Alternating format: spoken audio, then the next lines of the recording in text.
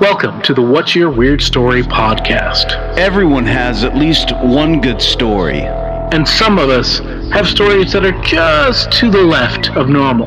We're interested in the ones that push the boundaries of what we can perceive. Stories that defy explanations. Stories with an air of mystery. Stories we might not share for fear of being thought of differently. But don't worry, we're all friends here. So, what's your weird story?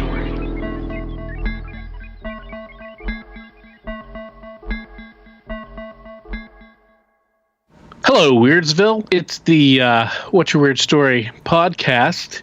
I am your host, Adam Beebe, and with me, as always, it's always my pleasure to be with my co-host, Barry Johnston. The pleasure is mine, sir.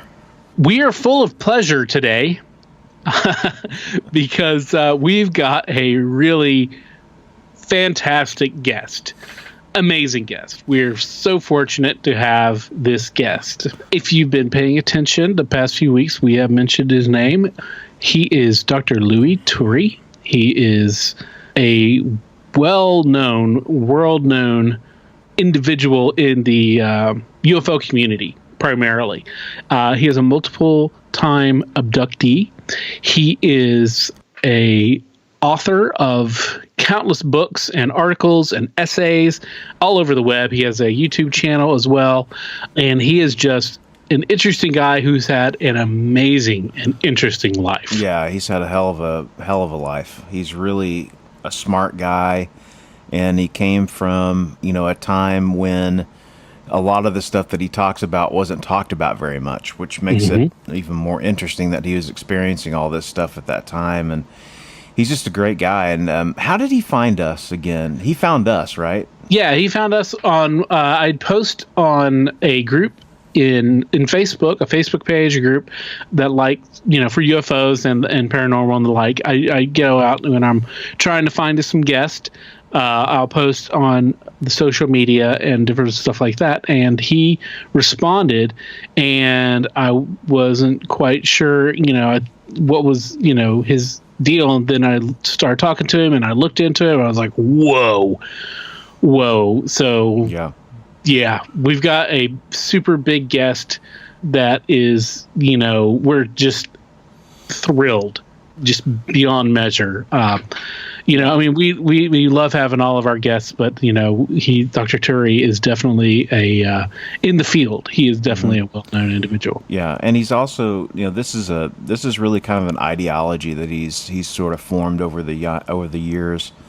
It is really pretty in-depth stuff, and I found myself just trying to follow along as much as I could, So if you out there, when you're listening to this, if there's a lot of information coming in, just don't feel like you're the only one. So I'll probably go back and listen to these episodes a couple more times to get myself, in that headspace and understand kind of a little more about what he's saying and where he's coming from. And Barry mentioned that these episodes, we had a rather lengthy, long talk with Dr. Turi. He took a lot of time to talk with us, and we really appreciate that.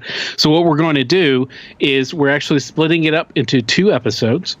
So we're going to have the first episode today. It's going to focus primarily on his abductions.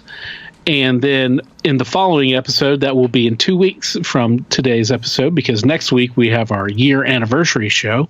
We will be focusing on more in depth about these alien beings who have injected themselves into his life and what he's come to understand from them. And he explains all of that, and it gets really deep there. So that's a lot. So we figured that we'd space it out for you, and this gives you instead of one giant ice cream cone with one giant scoop, you get 2 still large scoops stacked on top. Exactly. And that's a good way to handle it too, because it's like chopping it up into 2 different interviews, gives time for a little breathing room. Yeah, and it's a lot to take in. It's a lot to digest. It's really great stories, and he tells them so well. So without further ado, I suppose that we should get right to it. and say, Dr. Turi, thank you very much for being on our show. We are honored and we appreciate it. What's your weird story? Well, thank you so much for having me, Adam and Barry. I'm sure we're going to have a good time talking about all exciting things. That's for sure. Yes, we will. All right, let me give you some background on myself, if I may. Please. I was born in the south of France. I'm a 70-year-old guy, so I've been around. I was born in Provence. That's where the great prophet Nostradamus was born. However, I got nothing to do with Nostradamus, apart from that I was born under the same stars. And then following my last fifth close encounter, I was literally forced to master this 6th century divine astrology methodology. Long story. So there we go. My extraordinary life experiences brought, of course, interesting information. As I always teach my students, extraordinary experiences breed incredible people that have an incredible story to share. So I'm glad to share it with you guys today. We appreciate it. We're excited to have you. Yeah. Thank you, Adam. Thank you, Barry, again. All right, so let me, with your permission, I can start by telling you how I get acquainted with my first UFO experience when I was 6 years old. Absolutely. I am an ADD. In fact, I'm an ADHD. I was born with a tremendous amount of physical and spiritual energy, so it's very, very difficult to keep me 5 minutes not moving. So I was pretty handful as a kid, and of course, my parents were pretty disciplinary. And to punish me, they used to send me in the attic. And then we were living in a house where, standing by miracle, I mean, in 1950, half of the village was destroyed because of the German bombing. And our house stands by miracle. We had gaps, we had no windows, we had no bathroom, we had no electricity, we had no current water. We had a butcher next door that was just doing his killing right there, and all these guts and blood were going right in front of the house. So the reason why I mentioned that is because we had rats that were bigger than our cats, and we had an army of cats. Wow. So in order for me to keep warm, I always made sure to grab a cat. And then from there, made my way up to the attic and, hearing my mother, make sure to blow up your candle. We don't want a fire in the house, Louis. So, and as soon as I was in, my dad came behind and locked the door behind me. You're not going to go with your brothers and sisters, because we were 8 in the family. It was tough when they separated me from my brothers and my siblings. So anyway, I was there, and suddenly enough, I didn't have any cats. And I was upset. I said, I'm going to freeze my butt. And I had this little mattress and a simple blanket on top of it. It was pretty tough during those days, believe me. So let's cut the story short. It's now about 3, 4 in the morning, and I felt something on my foot. I said, oh my gosh, a cat. It was normal for me sometimes to grab a cat and sleep with him and the dead rat, waking up with a dead rat the next day next to me. That was a normal thing for me. So I didn't want to lose the worms that I had accumulated under my blanket, so I kicked the cat. What I thought was a freaking cat. I had no idea. I was kicking it. I said, he's going to come up. It didn't. So I said, oh, okay, no problem. So I sat, and then I thought, I'm going to reach it. Oh, my God. Believe me, I got very hot real fast when I saw at the bottom of my mattress 3 little thing that I described in 1956. Remember, we didn't have TV, we didn't have radio, we didn't have any UFO researchers. I had no clue what the hell I was looking at. I described those things as small monkeys with big, huge eyes. Wow. And I was there looking at these things, and I was just like, oh my gosh, what is this? And they were looking at me. And then, of course, what do you want a child to do but go into the blanket and wait until it goes? Right. So I waited, and I I didn't feel them on the bottom of my feet anymore. I said, well, I don't know, they might be gone. So I got a little bit courageous, and I, lift up the blanket and beep out. And one of them was like 2 inches from my face. Pass out. I was so frightened. Whoa. I just literally passed out. The next day, I woke up because my mother called me. So I don't think I passed out all night, or what the hell happened to me all night. I had no clue. But as soon as I regained consciousness, I started to scream, "Mama, little monkey, baby guy!" And I banged the door trying to get out. And my mom rushed upstairs and said, "What's the hell going on with you?" I said, "Little monkey, big eyes, mama, little monkey, big eyes." And she was saying, "What's wrong with you? You were making this up because you wanted to be with your brother and your sisters." And I said, "No, Mom, it's true. It's true." Anyway. So, I thought I had maybe dreamed something. So, until the next night, because I was punished for a week at a time. Okay. Yeah. Go back there, lock the door behind me to say a little story, but it was not a cat this time. It was just these things around me. I couldn't sleep. Okay. So I just was so frightened. But the good news is, even though that my first abduction took place, I always knew after a while that I would be okay the next morning. So I got used to it. And that led me to teach my student later on, when I do a UFO conference, to tell people that if you want to keep the negative reptilians away from you, never ever sleep in total darkness. Always have a little bit of light, because the reptilians, or those dignified robots, these were the Greys. They don't have any soul. They don't have any organs. They are dignified robots, and for some reason they are led by the reptilians, which are demon, evil, who live in darkness, so to speak. It's the forces of evil, the forces of darkness. So we discussed that a little bit more to give you an idea of the different various group of extraterrestrial and their agenda. But that was my first experience, and believe me, it was pretty frightening.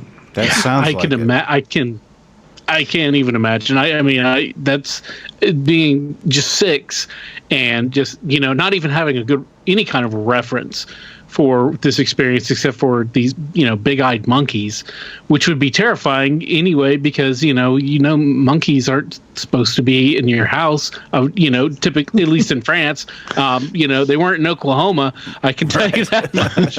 Right. But again, for a lack of words, after 6 years old, I could only describe them as little monkey with big eyes. And incidentally, during the same time, in 1956, there were a lot of reports all over Russia of the same type of extraterrestrials that looks like little monkeys. So I just had to throw that in, because that's part of the record. So it's there. So wow. So they are. So you say that you've come to realize that they were, what we call Greys, right? Yeah. Oh, yeah. Later on, many years later. Yeah. But could you, do you remember them now more fully, or as what they are, or is it still kind of like, as you described it in your mind, it's still kind of like the little monkey kind of a? No. I realized that what I saw is what I saw. And anytime you see either a ship, like I did, go inside a flying saucer, like I did, or delegate a gray, what I call a little monkey with big eyes, it's a very, very, very personal experience. There's no words that can really explain what you are witnessing, just the fact, so to speak. But later on, as I said, many years later, I realized what I was dealing with. It's like sending a robot on Mars, but instead we're not advanced yet. We don't have mastered the artificial intelligence to be able to produce such advanced robotics. But that's what they were. Okay. Right. Robots. Right. Okay. So. Yeah. So I'm trying to wrap my head around this as you're telling your story. So that just means it's a riveting story. I can't wait to hear kind of where this goes, because I'm really interested. Well, let me tell you something, Barry.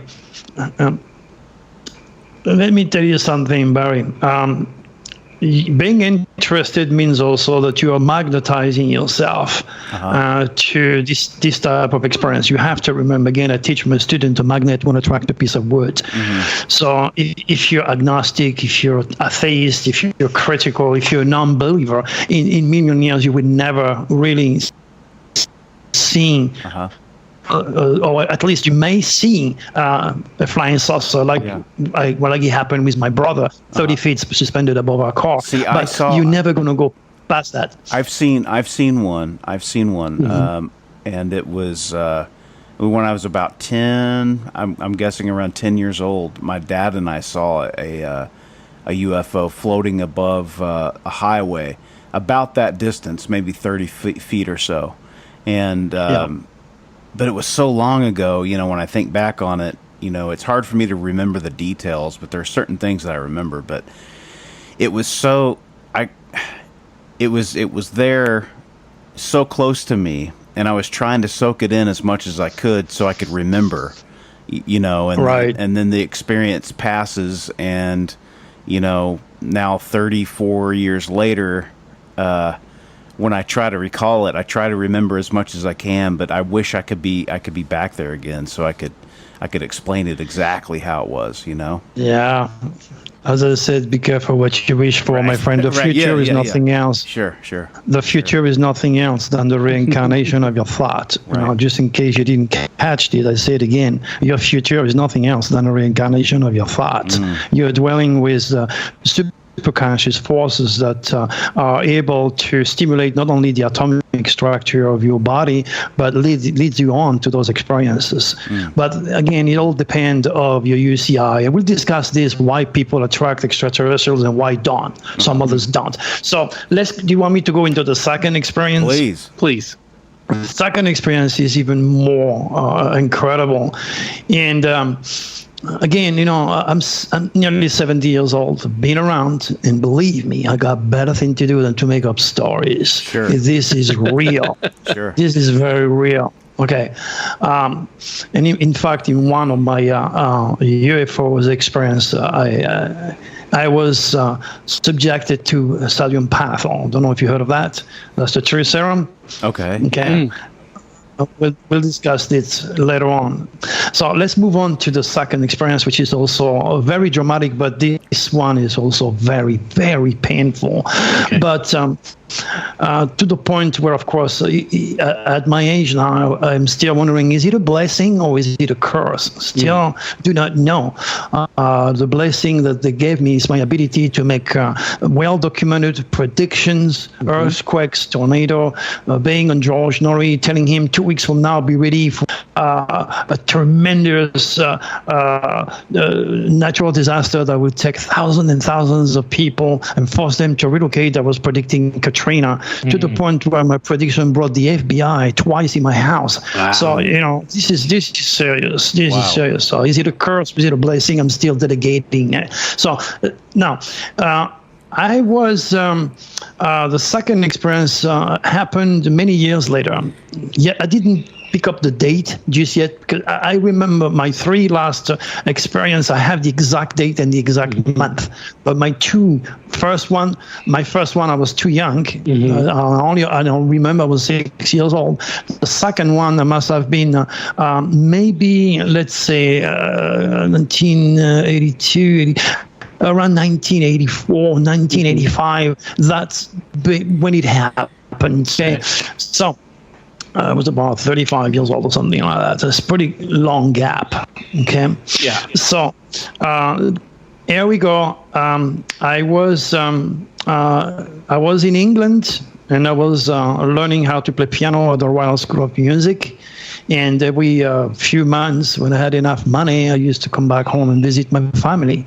So I goes Sunday. I arrived home, and I was very happy. I hug everybody, and then wondering where my little sister is. And my mom says, "Well, she left before you arrived, and she's got to go to work tomorrow. So she works in a mountain over there, in a hospital.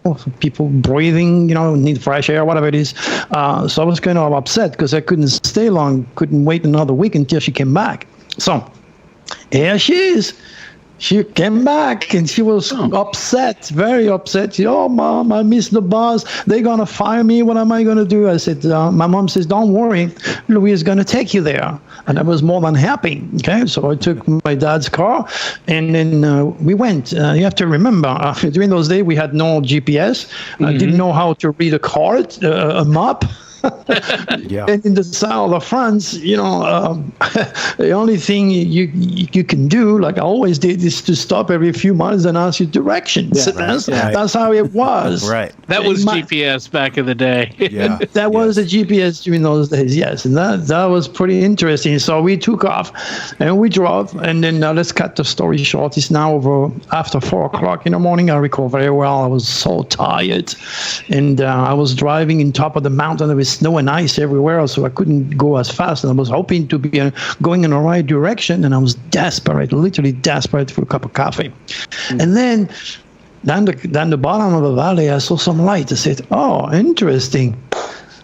Might be a gas station. Maybe they have coffee. Yeah.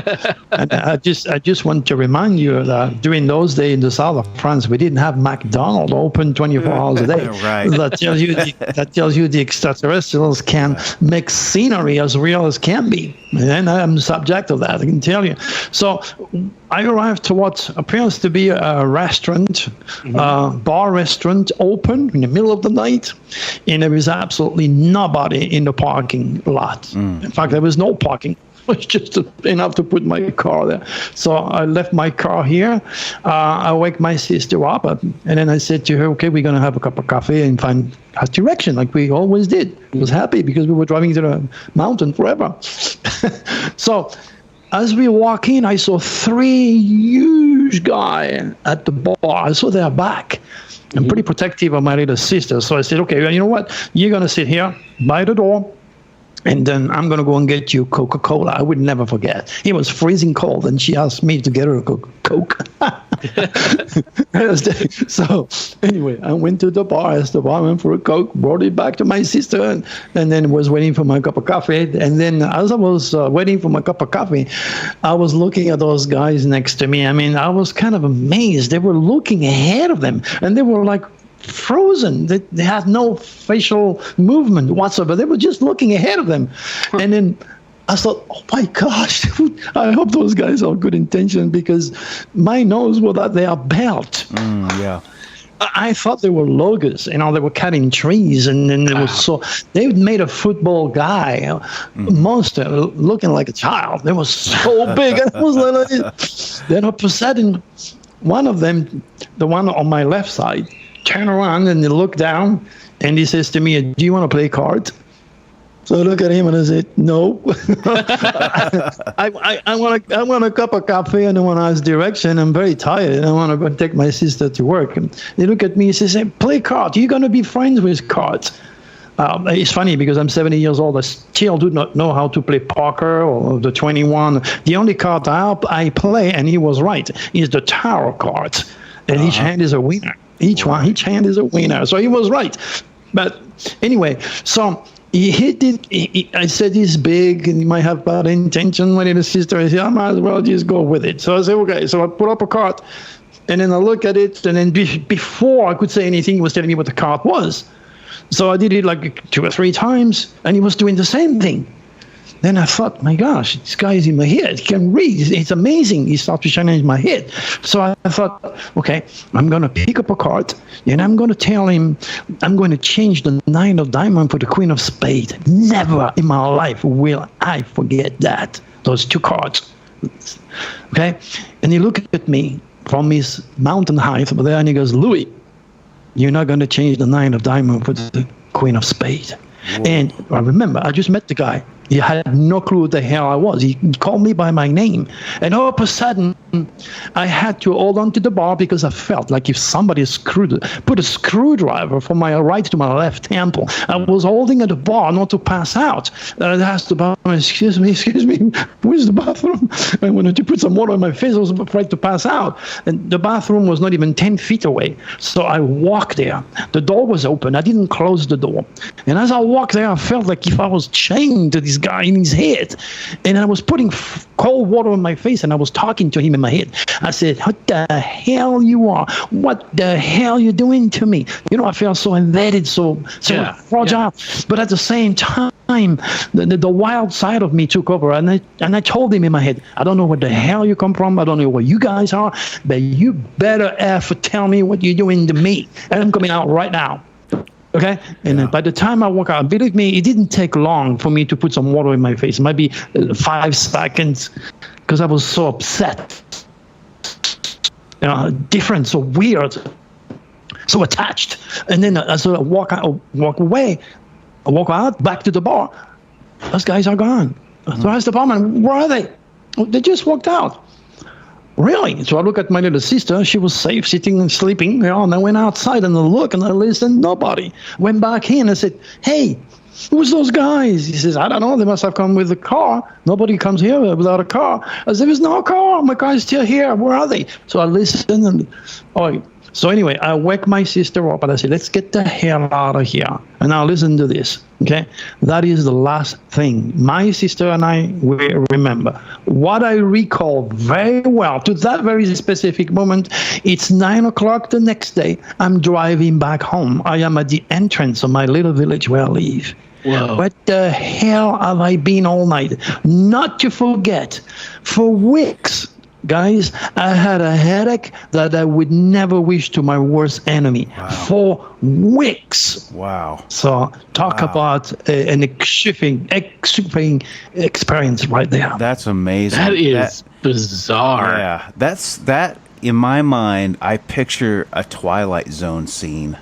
The whole thing is just like super bizarre, Yeah.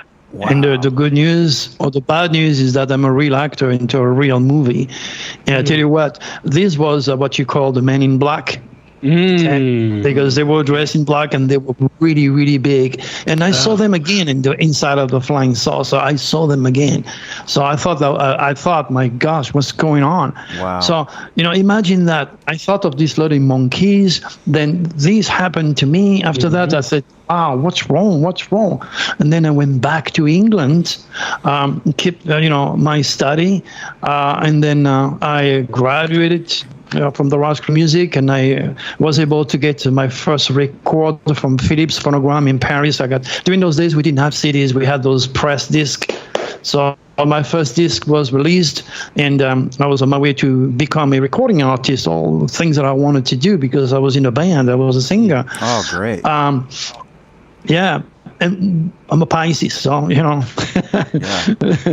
So basically, all Pisces are very, very artistic. So basically, what I did is, again, like I always did, because I spent about 11 years in England. I came back home to visit my family. But during those days, my brother, big guy, hotels, restaurants, discotheque, titty bars, ski station. I'm half Italian, half Sicilian, and half French. So my brother got the bad side. I got the good guy. He's the mafioso guy. So he had tons of money. Big, huge farm, and I used to stay with him because I like to ride his horses. And he told me, you know what, come to my discotheque, and we can play your record, which he did. And the people were dancing, and then he was very proud announcing, hey, my little brother is a singer, this is his record. So it worked really good for me. So what we did, we used to take off every single night around 10 o'clock. I went, that is it, 10 o'clock, because it takes about 1 hour or so to get to the discotheque, and then we open around 12 or 11:30, if I can recall now. It's long ago. But all that I recall very well, we had to drive from the farm through some vineyards that would take us to a main road to the highway, and the highway 1 hour later to the discotheque. So there goes that night. And now I remember the date because I thought, it happened to me twice. I didn't know when, so now I'm going to pick up the date. It happened November 11, 1981. Okay. Yes, I remember. because another of my UFO experience after that took place in August 11, 1991. See how it works? Yeah. Wow. November 11, 1981, August 11, 1991. So if you do your mathematics, it's always the 11th and the 1. So I don't want to go through this just now, but it's something that just hit me just now. So basically, we were driving like we did every single night. And as we were driving, I was sitting, of course, on the passenger seat. And my brother had a brand new Mercedes. Okay, I'm driving a Mercedes. I'm a Mercedes guy, and they're very reliable, believe me. So I saw some light coming from the right side, and I said to my brother, "Hey, Joe, is there people working in a vineyard?" You know, my brother being a Scorpio, to the point and sarcastic and direct, no patience for stupidity. He goes, "Louis, grapes are picked up in September. We are in November." In other words, shut up. Let me drive. So he kept driving. And then all of a sudden, those lights becomes closer and closer. And then they end up on top of the Benz, and his car just stalled. His car, brand new freaking Mercedes, died in the middle of that little road here. And I said, "What the hell?" And he was like, "What is going on here?" And then we both were looking through the windshield, and all we could see is a lot of light. And he goes, "Oh, must be a helicopter." Oh, no, it was not a helicopter, because I took some flying lesson in California, and the helicopters make a flopping noise, Yeah. Yeah. And then that thing was making a humming noise. So I said, "I'm going to go out." And he says, "No, you're crazy. No, you can see the big guy right there." That mafioso guy, the little brother, I want to go out. So I managed to get away from his grip. I opened the door and I went outside, and oh my God, I couldn't see nothing. It was just bright light. I was looking up, what the hell is this? And then all of a sudden, that tells me that there were definitely intelligence flying this this machine. They actually turn all the lights off, and then all you hear is kind of a yellow, greenish, bluish light going around me in the car, and my brother inside. And it took me a while. I still couldn't see nothing, but after a while, my eyes adapted to the night. And there he was, my friend, a humongous flying saucer suspended 30 feet above that stalled Mercedes. Wow. I was in front of my brother's car. I was hitting the hood. Bam, bam, bam. I was swearing every French word I knew. "Get the hell out of here. Look, Joe, it's a freaking flying saucer." Of course, he never came out. Yeah. And I was just like, and then after I don't know, maybe 2 or 3 minutes suspended there, and me going berserk, asking my brother to go out, they turned the lights on again. And that thing, as it came and stopped, just took off. And he flew less than 5 feet above the chimney of the farm that was on the other side of the little road. Not to forget that in the vineyard, there is a hell of a lot of power lines, which would be practically impossible for anyone to fly in this area at such a low altitude. Now, wow, that's where it gets better. Go back into the car. The car starts again. And my brother says to me, "This did not happen." I said, "What?" He said, "This did not happen, Louis. I know a lot of big people. I don't want them to think we're crazy. Right. It did not happen." I thought, my gosh, I'm going to beat him right now. Anyway, I was in such a freaking state because, for you are now being forced to realize that flying saucers are not a product of your imagination. It's not something that somebody's talking about. It's real. That's why I said earlier, it's such a very private, experience. Now, did you think? Unbelievable. Now, the third time, this has happened to you 3 times now. Did you think, yes, why me? I mean, did you ever have that feeling? No. Not yet. Okay. Not yet. Okay. Not yet. I had confirmation in at the 4th time, but not yet. I was still amazed, even though that he really, really messed me up.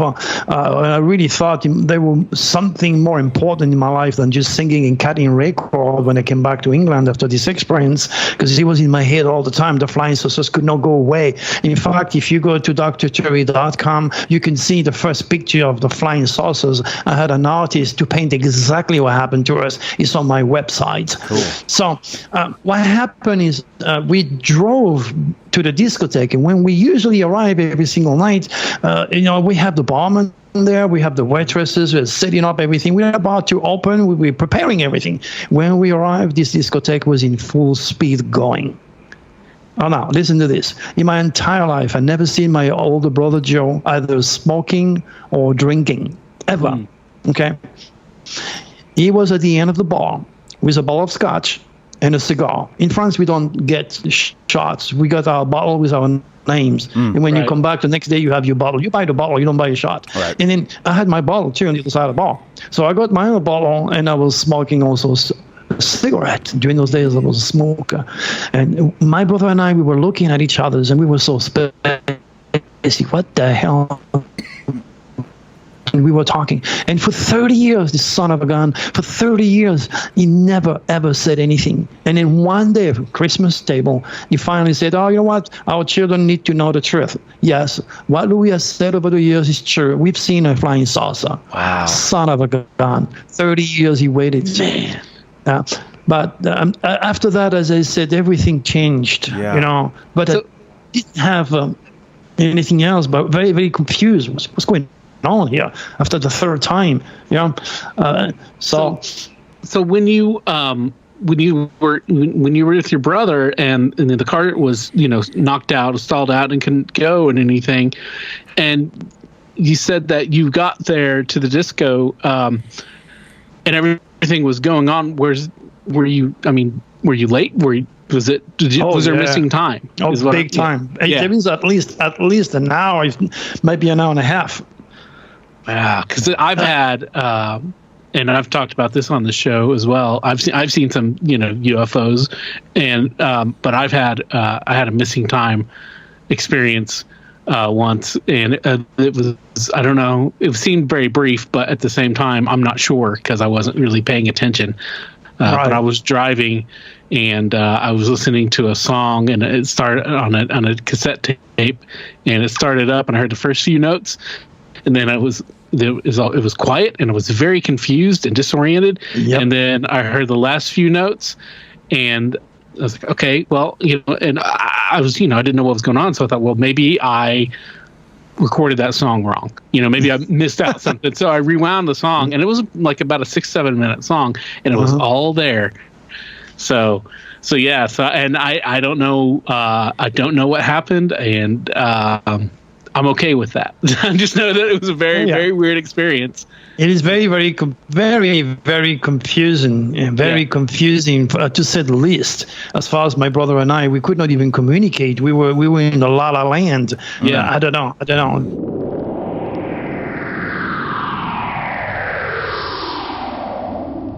Sunday, October. Oh, Saturday, October 19th, Enid, Oklahoma, at the Enid Brewery Place. Barry, what's it called? Enid Brewing Company on the corner of Independence and Main. That's right. Hopefully we got your attention just now. That's right. Saturday, October 19th. You've heard us talk about it. We're talking about it again. Our very first live event, What's Your Beer Story, where we're going to be featuring your three co-hosts telling and sharing true life stories of the beer kind, the had too much to drink kind, the hold my beer, etc., kind. And we are inviting you to be there to share your stories as well. You can try out the variety of beers available and made exclusively by the Enid Brewing Company, including co-host Barry Johnson, who is one of the brewmasters there. And also hear some funny stories and have a good time and just catch up with us. It'll be a fun time. We're going to do stuff. It'll be hilarious. It's going to be fun. We'd love to see you. Join us Saturday, October 19th, 2019, Enid, Oklahoma. I returned to England, and then something, again, very, very special took place, leading me to the United States. I was in a discotheque, and they were playing my record there, and I was at a bar, and there was this guy, and we engaged a conversation, and this guy was San Diego. He was from San Diego. I said, oh, wow, you're from America? He said, yes. I said to him, wow, show me $1. I've never seen $1. He says, I don't have $1, but I have a quarter. So he put a quarter out of his pocket and he gave it to me, and I still have it though. It's all, my God, it's all. Oh, wow. I still have it. Okay, and he says to me, "Look, here's my card. Okay, if you want to come to America, you know what? I live in San Diego. It's my card, my telephone, and you can join me. I'll be more than happy to help you. Cool. Oh, I said, well, yeah. And I had in my mind before meeting the guy, that's why I said earlier, the future is nothing else than a reincarnation of the thought. I generated such a faith in wanting to go to America that it attracted an American, more of an extraterrestrial than an American, but let's say an American to be normal, okay? And the next thing you know, he gave me his quarter and he gave me his business card. And okay, now for years, I used to work 3 jobs. I was living in Eastbourne in Sussex in England. I was working in a restaurant. I was working in a switchboard operator in a hospital and in a mortuary. In order to make the money to pay for all my students and to pay for my study and to pay for my musician and the recording and all that good stuff. Yeah. So I managed to get a recording deal and I had the master tape. Now the next step would be maybe to go to America. And here goes this guy. Now listen to this. I worked my butt off. Okay. Oh my gosh, I really sacrificed to be able to pay for my plane ticket. During those days, a plane trip was like $600. Took me forever. Yeah. To save 600. It took me a long time. Anyway, I got the money. I bought my 2-way plane ticket, and here I am. Oh my God! When I flew over Los Angeles, I was in a panic attack. I said, "Wow!" Knowing that it takes barely 3 minutes to cross my village, that's where I'm coming from. Right. On foot. I am now flying above Los Angeles, and it's a huge metropole. And I was, oh my gosh, what the hell am I gonna do? Oh my God. Anyway, like always, when I go down the ground, I ask people to help me, and then goes the Greyhound, and then you got to pay attention to that one because that tells me I will really supposed to be to America. And they say, "Well, take the Greyhound, okay?" So.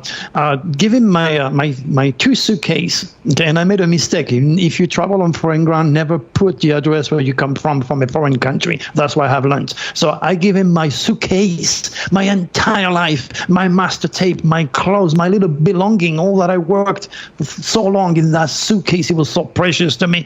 And I had a bag. Okay, and then I give that to this guy, and he says, "Okay, no problem. You can get on the bus."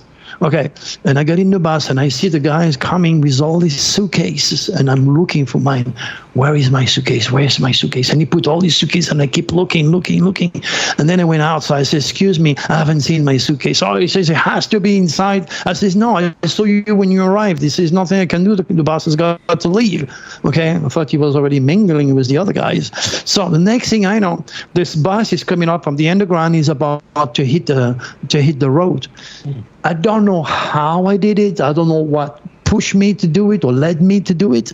I look inside of the office, and there was my suitcase by the desk. I scream, "Stop! Stop!" He says, What? Stop! He stopped the bus. I went outside. I ran into the office, I grabbed my suitcase, and I went back inside of the bar. I told you my suitcase was not there. That tells me there is a divine power that was guiding me to the United States. Yeah. Wow. Now listen to this. Talk about incredible experience. I put incredible people that have incredible story to share with you guys. Huh? Now listen to this. I arrived in San Diego, and from there I took another Greyhound. I said, "I need to go to this place," and I showed a business card. He said, "Oh, that's in Mission Boulevard. It's by the ocean. So this is the bus you need to take." So I took my belonging again, and I get into the bus, and the bus dropped me right there on Mission Boulevard. So it was April 1984.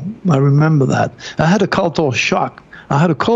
Because I was looking on the beach and I saw all of you guys during those days and me today wearing long shorts. There was no small bathing suit like we have in France. And all the girls were wearing bra. Right. I can't believe it. I've never seen girls wearing bra in France. So I said, "Oh my gosh, what am I here in 1930?" So, believe me, it was very painful for me to walk in the sun. It was pretty hot in April still. And I finally locate that place. And then I go inside and I saw a lot of T-shirts, a lot of bric-a-brac that they sell over there on the beach in San Diego. And there was two old guys there, a guy and his wife, two old people. I said, "Excuse me, do you think you could talk to John?" John who? John. Maybe it's your grandson or your son. I don't know. No, there's no John here. We've been here for 30 years.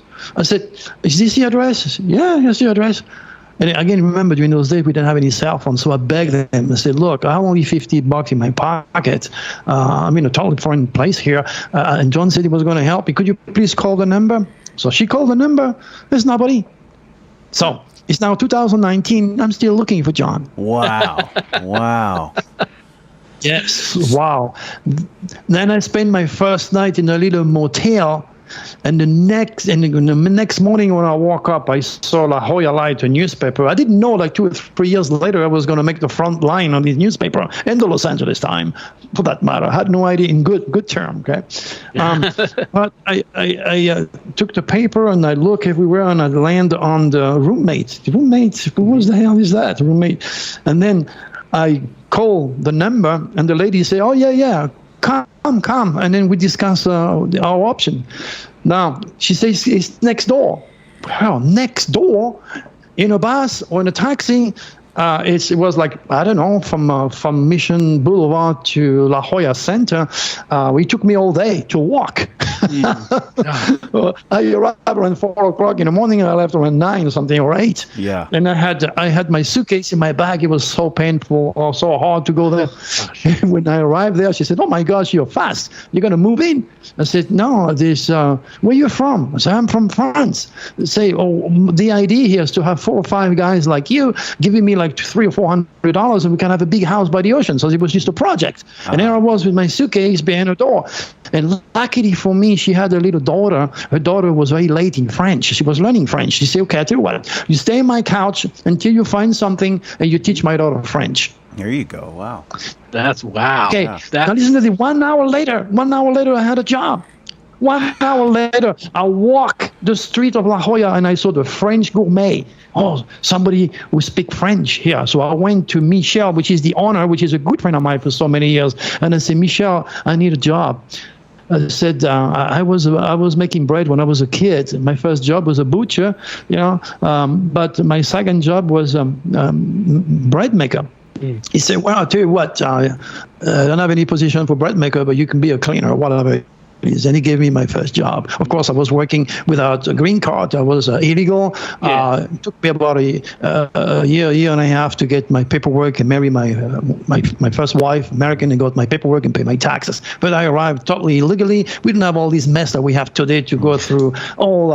Excuse my French. So this is basically how I started when I arrived in the United States. So if I was not guided divinely, I don't know what it is to be guided divinely. That is amazing. That's a hell of a story, man. That's incredible. I have a book, Adam and Barry. I have a book that's called Beyond the Secret.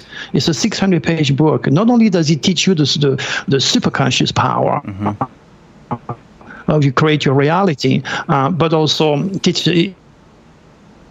laughing. And then you can read everything that I went through in great detail. That's a book that I would suggest to your audience to pick up, because there is so much to learn. And Amazon critic says when you open this book, you can put it down. So you had a little story of what this book is all about. That's amazing. So much more in the book, because I recall it took me years to write the book, but it's all there. So now you're talking about 1, 2, 3 experiences, 2 more to go. Okay.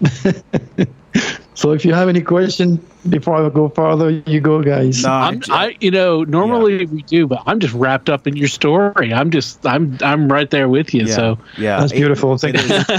You can see that I don't make it up. No, for sure. It's fantastic. Yeah, don't make it up. It's from my heart. You cannot make up stories like that. Yeah. It has to be real. You have to be passionate. And it has to be real. And even that people may not see me, they can feel the passion and the emotions. And I'm so happy that you guys are such a beautiful channel that allows so many people to learn that the divine and the incredible truly exist. Absolutely. It does exist. Yeah, it does. I believe that. And I believe what you're saying about, when you put something out into the universe, you put an idea, or you put a goal in mind that you would like to see come to fruition. I believe that the universe responds to that, as long as your heart is pure. And, you got it. And, I believe in that, so a lot of what you're saying is really right on point with the way that my mind works, Well, let's elaborate, with your permission. Let's elaborate a little bit more on what you just said. Can I? Yeah, absolutely. Okay. When I was in England, I used to work in a bar. Okay. And when I arrived in London, I was living in the Tubes, and I was playing guitar to make a living. And then I didn't know that there was mafioso in the Tubes, that you cannot sing in French and attract everybody and make tons of money. So those guys came along, the mafia in the Tube came along, and we fought, and they broke my guitar and they threw all my stuff so I was homeless for 3 months in Victoria Station, and I was going up and down the telephone, hoping to hear somebody who could speak English. And then one day I saw that lady, and she was carrying a bunch of trash. So I said, "Let me help you. I said it in French. Let me help you. And then she understood me. She responded to me in French. She was from Switzerland. Wow. And then she told me, "What are you doing here?" So I was dirty, beard, messy, smelly. And she says, I explained my situation. She said, "Well, I have a bed and breakfast." She gave me my first job in England. Wow. And I found my first girlfriend there. So the good heart always paid. I was just trying to help her, and she gave me a job. The next thing I went back to Victoria Station and was going up and down, mounting the guard here, hoping to hear somebody who could speak French. And then I heard this guy. He was the manager of the Grand Hotels in Eastbourne in Sussex. And he told me, and I approached him, and I said, I need to understand what's going on around me here. And he goes, well, I tell you what, we are looking for waiters. So if you want to come and be a waiter, no problem. I hire you.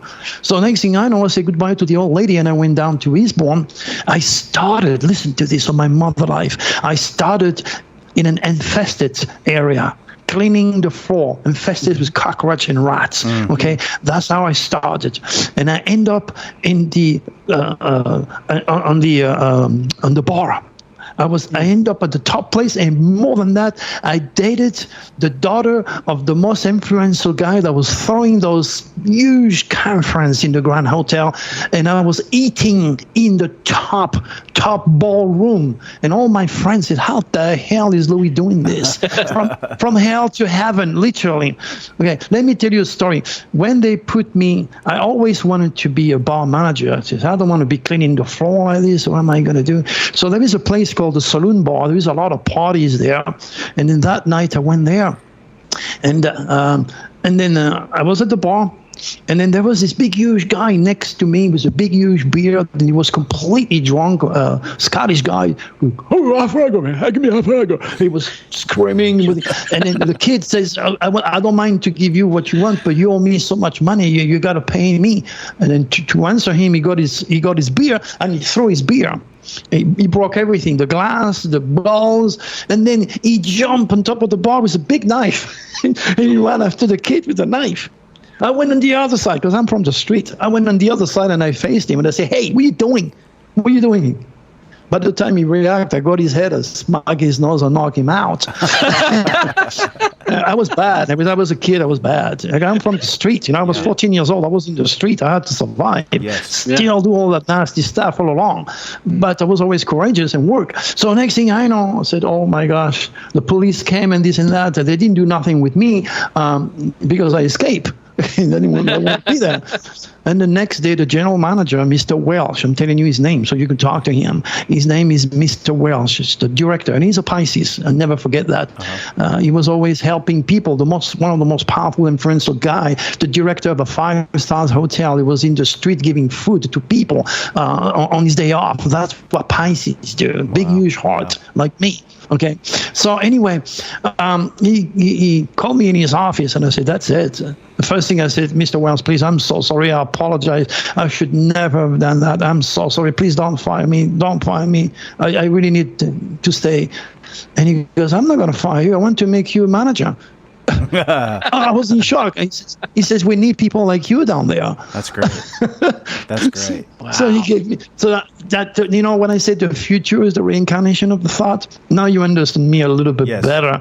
Yes. I always wanted to be there. And then from there, I met one beautiful girl, and her father was the top transportation company in England that was throwing those thousands and thousands of dollars of party every now and then, and I was invited, and I was eating with them, and I was being served by my friends when I started cleaning the floor. Wow, that's amazing. You're talking about crazy stories.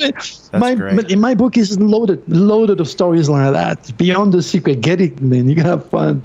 All right, well, you've written, and just a quick break for. A commercial for you, I guess. But you've written several books, and I saw there. How many books do you have out? Well, let me tell you, I have been writing since 1995. Okay. I have a lot of books, but every day I've been writing. In fact, I never took an English lessons or never took a typing lesson, and I can type faster than when you can read. So I must have, I don't know, maybe 500 or 600 books. If you actually compile, I mean, you can Google anything. You're going to have tons and tons of newsletters. Every single day I generate either a YouTube video and with it a newsletter. I've done that for years. So the internet is loaded with Dr. Turi's work. Fantastic. But as far as printed book, I have Beyond the Secret, which is my bestseller. I have The Power of the Dragon. We can discuss that later on. I have I Know All About You, and God Created the Stars in Asia, Predictions. I have a bunch of books. It's all on Amazon. Sad enough, if you buy any books, guys, don't buy it from Amazon, because I've signed a contract, and the True Secret company is getting the money, not me. I was young when I signed this contract, so they're screwing me. So it's better if you order from my website. Gotcha. Yes. That's cool. Yeah. Well, we'll provide, make sure that there's a link for all of that stuff within the text for the show. So we'll make sure people can Thank you, get to your website for sure. So thank you, Adam. Thank you, Barry.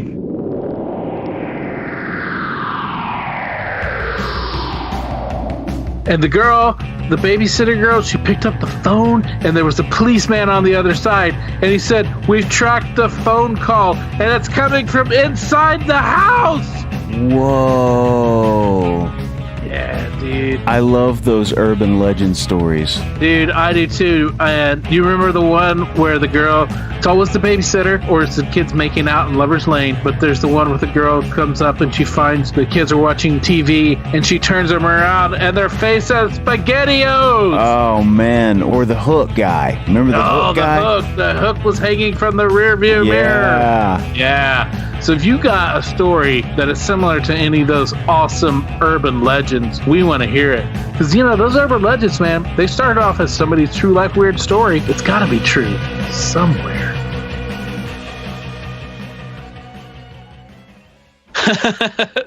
So I guess we're on to number 4 there. Yep. All right. Number 4. So let's turn the clock forward now. I am married. Was a beautiful model, absolutely gorgeous girl. And when I married her, I told her, you know what, I have had some crazy experiences in my life, and maybe one day you may be forced to go through that. Little did I know that I was so damn right. Oh my gosh. Anyway, she was a Taurus, we're divorced now. She was, and for good reason. You know why she divorced me, I'll tell you. So we were just working. Right? I was doing construction work, and she was doing some work, bank, whatever it is she was doing in those days. And then one day she says to me, "Hey, Annie, I want to go to a beauty pageant in Anaheim, California." So I look at the map and, high five to Catella exit and then to the hotel where the event was taking place. And I said to her, "Okay, so we need to go to bed early, so we're going to take off early, and then have your beauty, so maybe you're going to win that beauty pageant, whatever." So we went to bed early, and oh my gosh, I've been married with that girl for about, 10 years. Never, ever have I seen her behaving that way. In the middle of the night, she woke me up and she screamed. She goes in the bottom of my bed. She's in a fetal position. She's trembling, sweating, screaming, crying, asking me to look everywhere in the house. I said, "What's wrong with you?" I thought I had to call 911. Take her to the funny farm because she was really scaring me. Especially never seen her like this. Right. Panic attack like hell. What was she doing? Well, she had a good reason to behave that way for what was going to happen the next day, which I didn't know. So we went back to bed, couldn't sleep. She couldn't sleep. And the next day I said, "There's no point in going there. You look like hell." She goes, "No, I want to go. I still want to go." So, okay, well, let's go. So, because I was trained to pay attention to the incredible, I said, "Might be something weird in here." So, pay attention to the date. And then I was filling up the tank of my car. It was exactly 8 a.m. when we took off from that station, and we got on I-5 and we drove north on the way to Los Angeles. Okay, as we were driving, I approached her and I said, "Honey, what happened to you last night?" She goes, "I don't want to talk about it." Oops. And she turned the radio on. I said, "Well, let's not go there." She was really, really scared. She had no clue what the hell's going on. Okay, anyway, as we drove, the last thing I remember is a sign under a bridge called Jamboree. That's the last thing I remember, Jamboree. Then we drove into what I classified as a cloud, which I attributed to be something from a marine layer. It happens all the time in San Diego. Yeah. Not all the time, but very often. Yeah. So I didn't worry about it. I'm just driving, through clouds. But the problem is I didn't feel anything. I didn't feel the bumps and the wheels in the car. And the next thing I know, I said to my wife, "What the hell? Where are we? We're not in the cloud anymore. It's all bright." And then I'm trying to look at my environment and I don't recognize anything. And she goes, "Come on, pick up your speed. You are 30 miles per hour in the middle of the highway on these bumps, to wake me up." But the hell, what am I doing at 30 miles per hour? I was trying to realize what's going on. And then she says, "I haven't seen the sign of Disneyland yet. Keep going. You're going to put me late, honey. What are you doing? 30 miles per hour." Anyway, I kept looking around me and I said, "I don't recognize anything. I've been to LA a million times. I didn't recognize anything." Okay. So I said, "I'm going to exit." So she didn't want me to. She said, "You're going to put me late. I didn't see LA sign. I didn't see, and I am Disneyland, nothing. Keep going." I said, "No, I got to go." So I took off. I ended up in a big, huge parking lot, and there was 3 Mexican guys in the back of their white Toyota truck, and they were having their sandwiches. So parked the car there, and I went to them, and I said, "Excuse me." They, "Yep. Could you tell me where I am, please?" So they look at each other, and it's like, "Don't throw la cabeza, too much spot, I said, "No." I said, "Where am I?" Not joking here. He says, "You are at the Los Angeles. You are at the Los Angeles Zoo. You're after the city of Los Angeles." Whoa. I said, "What?" "Yeah. Okay. All right." And I said, "Excuse me, what time is it?" They said, "Well, it's 9 o'clock. Okay, wait a minute here. Wait a minute. Okay. So I remember clearly driving at least 30 minutes. Okay. So in order for me to drive 90 miles, I was dropped 90 miles north. In order for me to be able to do that, I would have to have a Ferrari, no traffic, and no cops to stop me. Right. And maybe I should be able to do that. Okay. Wow. Okay. Now, what happened is that. Okay. What happened is that I was driving, and then we were sucked into the belly of a flying saucer. And I will give you the detail later on to how I know all that, okay? And then I saw those three guys that I saw years earlier. They came to me, they opened my door, and it seems like I knew where I was supposed to go, and I left my wife behind, and I told her not to panic, everything is fine. It's like if I had an agreement of some sort. And then I went into that room, and into that room, you could see outside, and I saw the Earth the size of a football, so I was pretty high on the mothership. Wow. Okay, Wow. And I was there, and then let's go back now. I spoke to a guy when this happened with my wife named Sean Atlanty. He was the I'm giving names because you can refer to him and find him. He would tell you exactly what happened. And he recorded the session the next day of what happened to my wife. And he says to me, I have two top hypnotherapists in Victorville in California that are going to hypnotize you. And you might have to have also some sodium panathol, which is a very powerful true serum drug. And they froze the first frame and they froze the last frame. And after an hour and a half, I didn't move. The only thing you see me is literally sweating bullets, because inside that decontamination room, I complain of being very, very, very hot. And you can see on TV me sweating. Okay, so after a while, the decontamination process is taking place. I'm allowed to go inside of the belly of the saucer. That's where I see all the grays. What I saw as kids, what resemble those little monkeys, but these are the guys who do the job, the robots. They cut the cows, they're taking care of all sorts of things, the physical. And then I saw a lot of a big, tall, blonde guy, the same, what I classified again as the MIB or the management, looking at everything. And I knew where to go for some reason. But as I was going some places, I look on the big huge screen, and that's where I saw my wife. I saw my wife being operated on. She was laying in a kind of glass table, and the grays, the workers, the robots, the dignified robots, soulless robots, were doing their part. They were actually taking a fetus because she was pregnant. And believe me, I know my wife very well. After 10 years, after that, she showed me above the airline a 2 inches long scar that was not there before. And the cat is made with like a laser. Now they took my child. She was pregnant, and you wonder why she divorced me. Now listen to this. And I know now it's time for me to go to another room for the rest of the story. So I walk into that room, and something came from the ceiling all the way down to my nose. I saw it going down. I saw it before it goes down, before I sat, so to speak.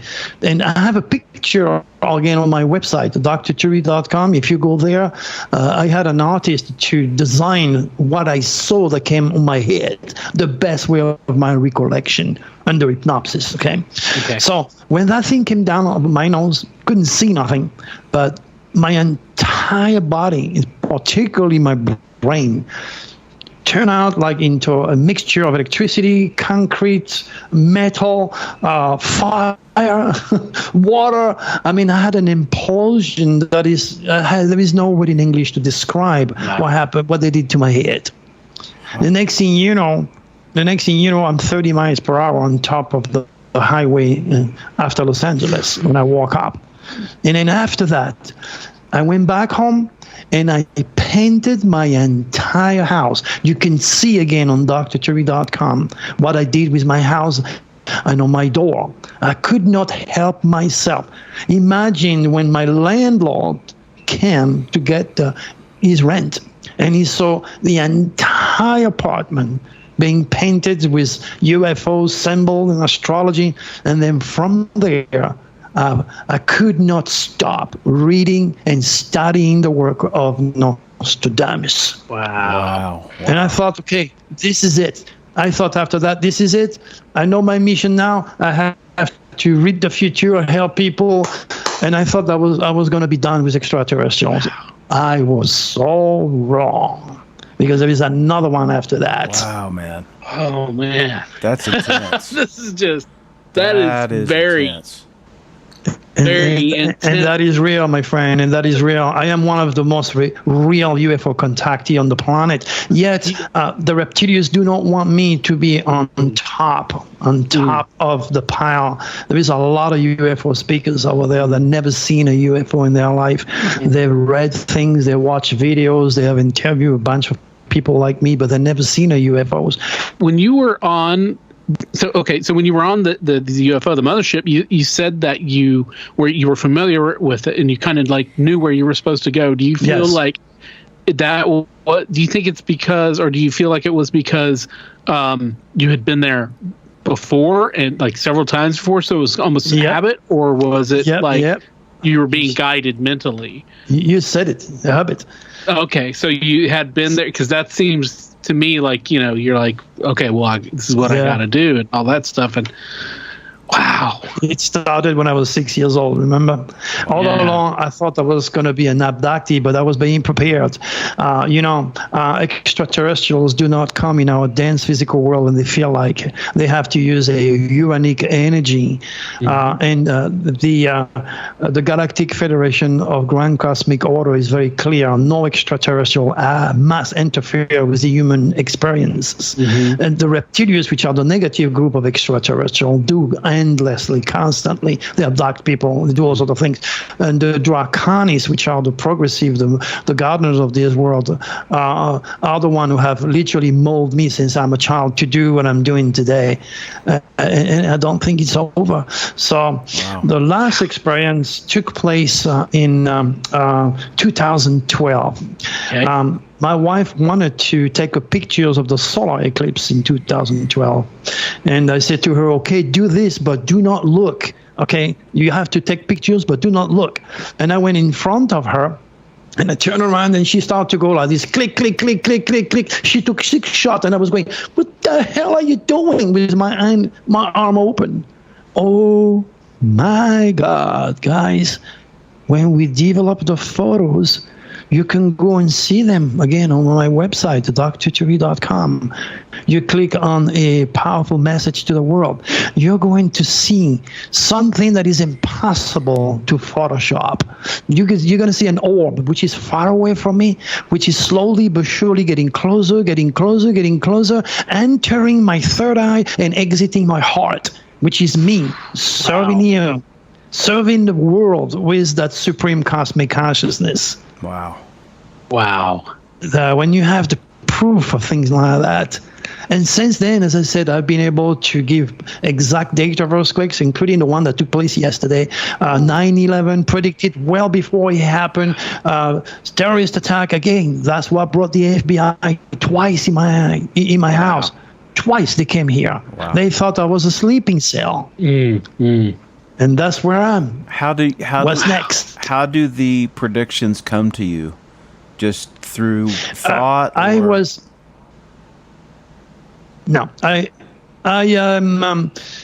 I designed a software. Remember, Nostradamus 500 years ago didn't have a watch or a computer. Right. So the mathematical, jargonized modern astrology does not apply with me. So I had to bring myself, let's say, 500 years ago and say, how would Nostradamus erect a chart? So I asked Alwan Software in Los Angeles to modify their software and to give me what I want. So I'm using a software. In other words, I am a scientist, and my work is repetitive, which means the scientific community should honor the word science and investigate my work, but they would never, ever mingle with me because I do better than them all combined. I give exact timing repetitively on George Norrie show, on all my radio show. I give, last time I was on the radio, I gave the date of July 2nd, and I say, be ready for earthquake above 6.0. 2 days later, we had a 6.4 and a 6.8 in California.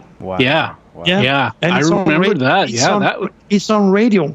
And the earthquakes are taking place. So the last big earthquake that took place, I was on another radio show. In fact, if you want to, I can give you a date on your show too.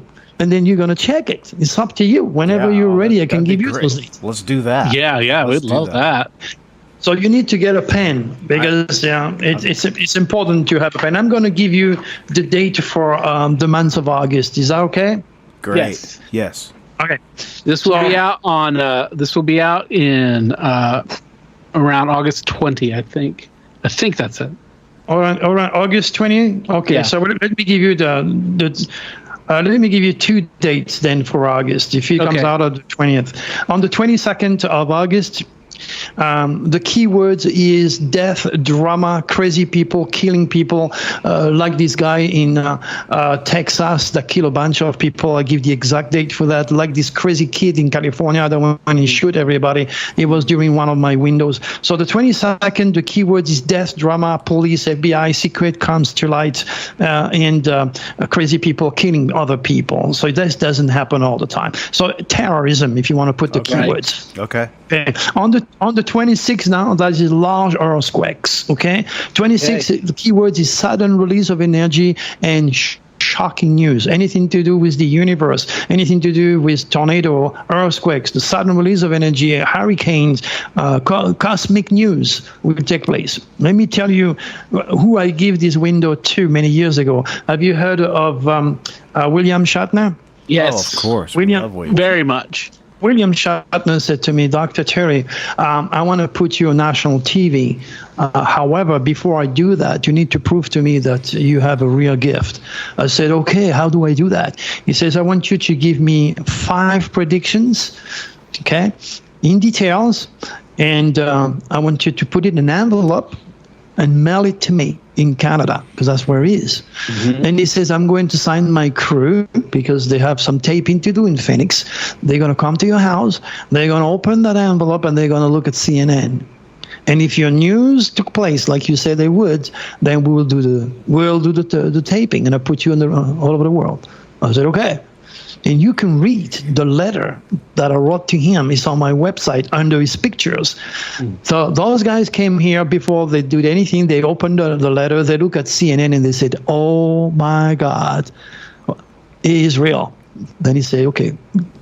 They gave me the green light to go and do the taping. I had to prove to him that I was real. And you can read all that. Under his pictures, you can click and read our email exchange. The same type of email exchange I signed to the seismologists in Pasadena, saying to them years and years ago, be ready for earthquake well above 7. And on the exact date, October the 8th, 7.9 earthquake hit. Dead on, and I said, and you can help you, so we can work together and maybe find the location. Many years ago, yet none of them, after doing this since then, deadly accurate, they never have contacted me. That's where we are. Wow. You know, it's good to put the green where the mouse is. I can say I have direct connection with Draco, the ET that is leading my life now. I just gave you those dates. So comes those dates, you're going to say, holy goosey, he was right. Yeah. Because everybody else has said so far. Right. Yeah. So we are, for the record, we are recording this on July 31st, 2019. And so you've given us those dates for August 22nd and 26th. Correct. And wow, we'll and I can give you all the dates. If you want to go to September, I can give you another date for large earthquakes. Okay. Yeah.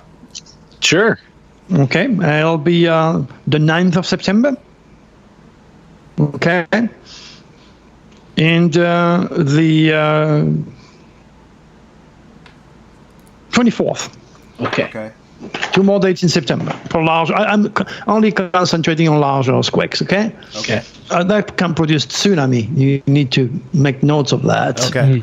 Usually, this energy affects also electronics. So it could mean also, like I said in Shatner's TV show, one of my predictions was to be ready for an aeronautic accident. And on that very specific day that they came in my house, we had a helicopter that crashed and killed like 24 servicemen in Afghanistan. Wow.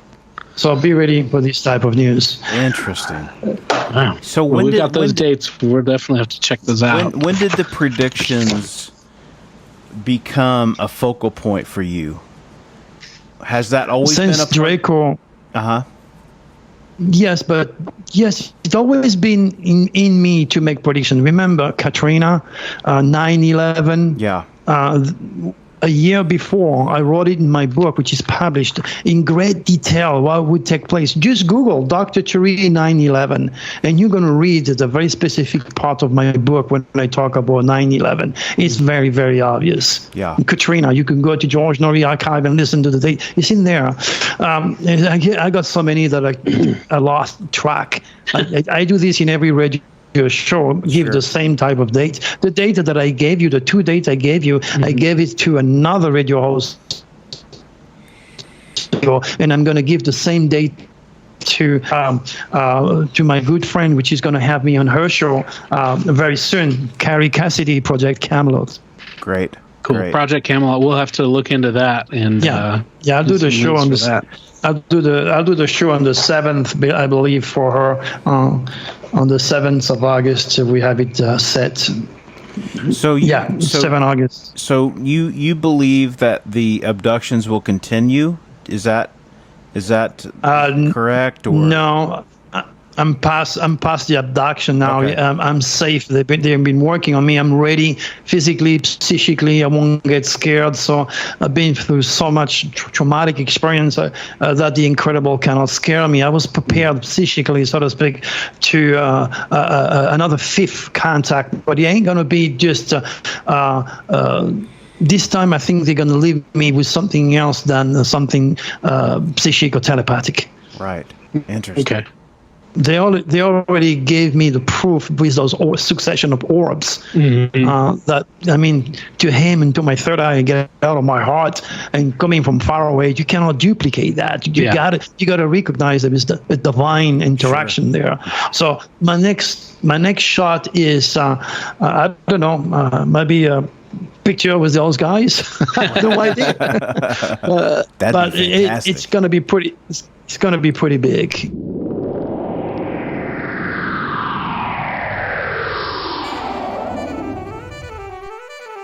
Hey everybody, you're listening to the What's Your Weird Story podcast. You probably knew that already because you're listening or downloaded to the episode off of your iTunes or your Spotify or whatever place you get your podcast from. We want to thank you for listening. We also want to remind you to like us, follow us, subscribe to us, make sure that you get your new podcast episode every week. We'd also like to ask you to rate and review so that we can grow our audience, we can have more friends, we can have more stories. So thanks for listening to What's Your Weird Story.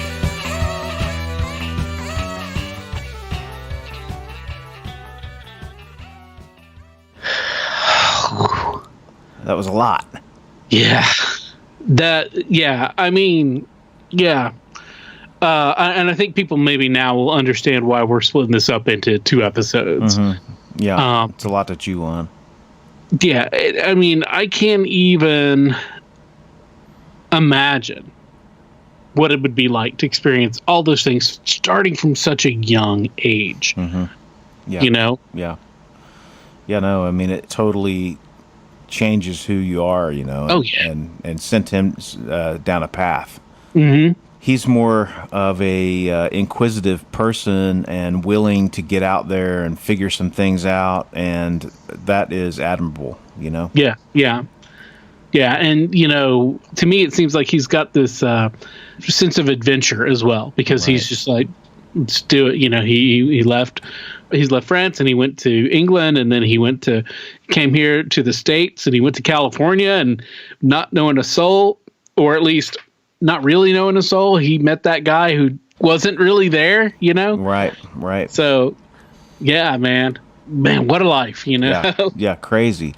Yeah. Just a crazy, weird existence. And he's had so many crazy, cool experiences. And, I mean, I'm just appreciative that he was willing to come on and talk to us about it. Yeah, for sure, man. We are very, very fortunate that he agreed and was, you know, generally interested in coming on and doing us a huge favor.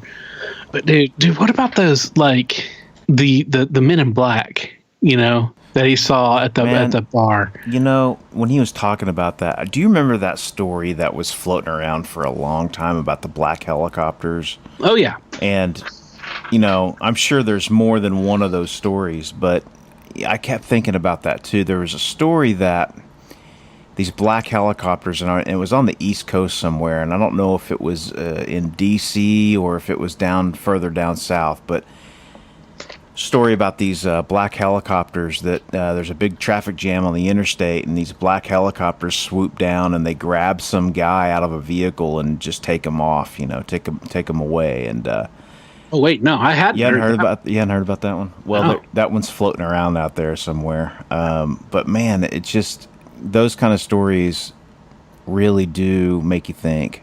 Again, hey, I can't prove it, and I don't know if that's really not my point. It just makes me wonder about stuff like that it could exist, Yeah, for real, man. And then when he was talking about how he was on the road with his wife to the beauty pageant, and then all of a sudden he wasn't where he thought he should have been, and he was they're very confused. He had the missing time, right?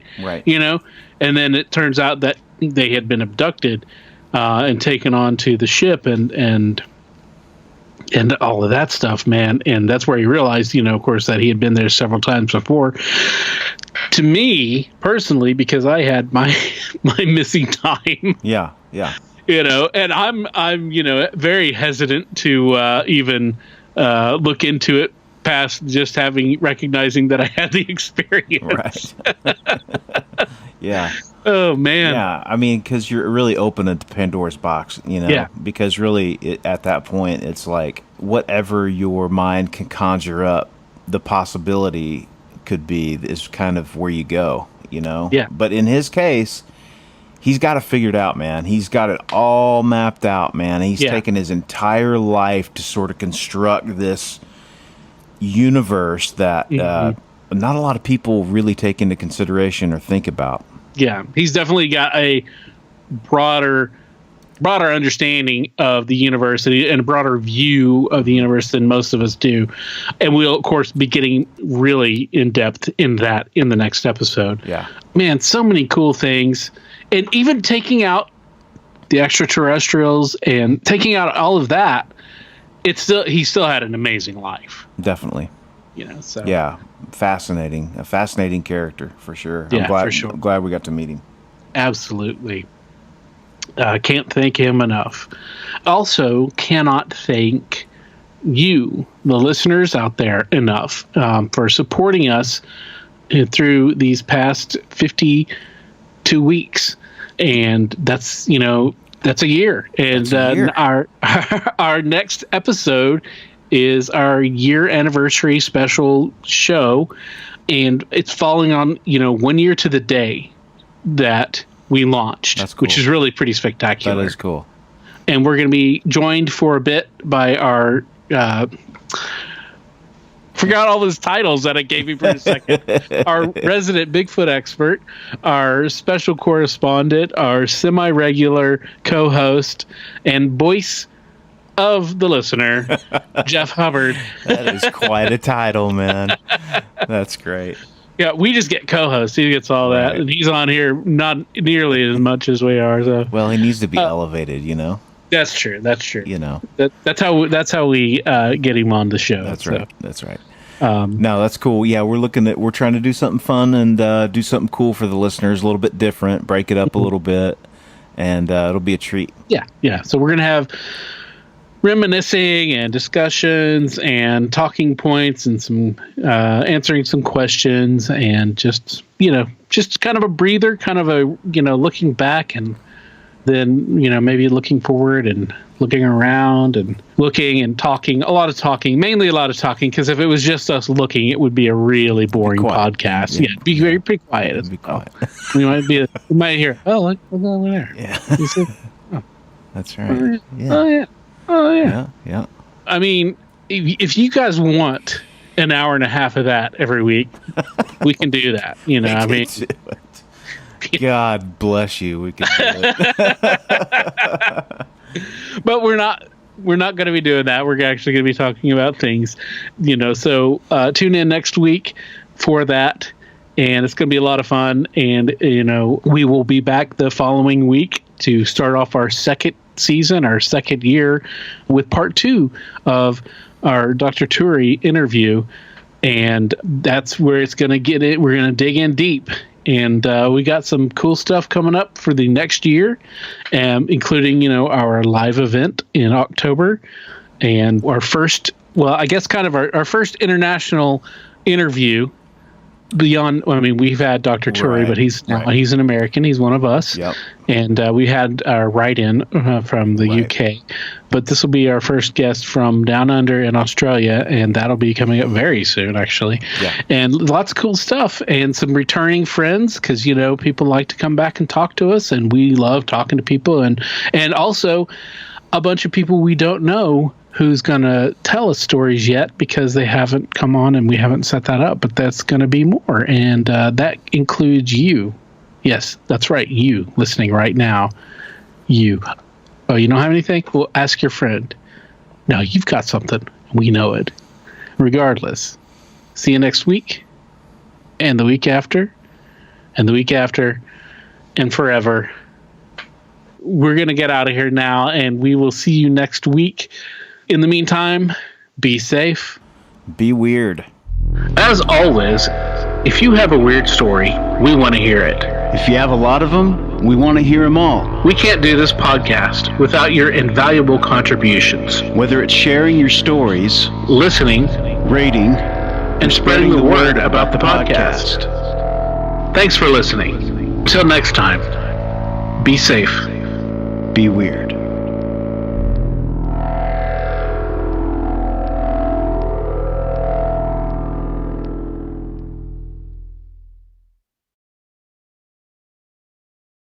The stories presented on the What's Your Weird Story podcast are, to our knowledge, true experiences that our guests have had. We can't take the time to